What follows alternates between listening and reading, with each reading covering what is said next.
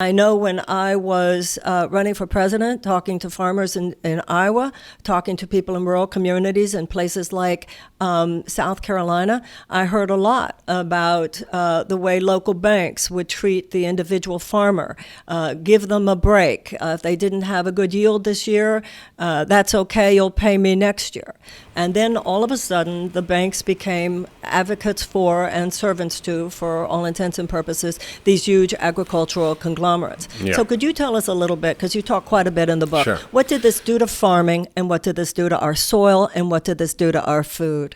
Well, the industrialization of agriculture started back, mostly after World War II, when all the war implements, basically bomb materials, which was nitrogen used as fertilizer, and the biological weapons, basically nerve gases, were turned into pesticides, that we started the modernization of agriculture. And then the goal was, during the 50s, after the war, to feed an increasingly hungry growing population. And so the intention was to create high yield, high volume farms, and they did it by using mechanization and monocrops and agrochemicals and new seeds and new breeding and so forth.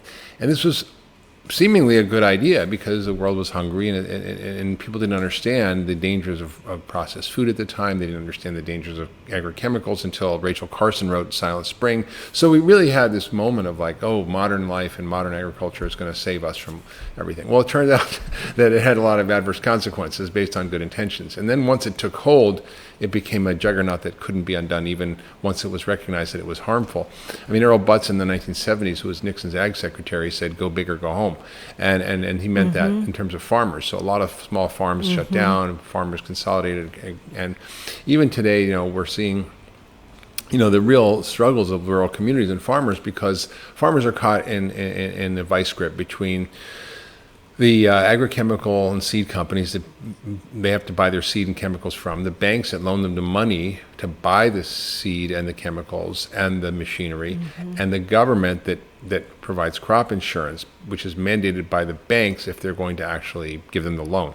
So it's this kind of, between the banks and the government and the agrochemical companies, the farmers are squeezed in the middle. And the average farmer makes, I think, minus $1,600 a year. Rural communities are really struggling, and what's going on is that the method of farming, is basically a form of extractive, destructive agriculture. It's like mining. Once you mine all the, jewels from the earth, they're gone. Once you mine all the oil, they're gone. It's gone. And it's what we're doing in agriculture. Is we're mining the soil. We're mining our water supplies. We're mining our biodiversity. And we're literally extracting, so much from our natural resources, or what we call ecosystem services, that it's gotten to a point where it's estimated we may have only 60 harvests left of soil, that we may not be able to grow food much longer given our current state of agriculture.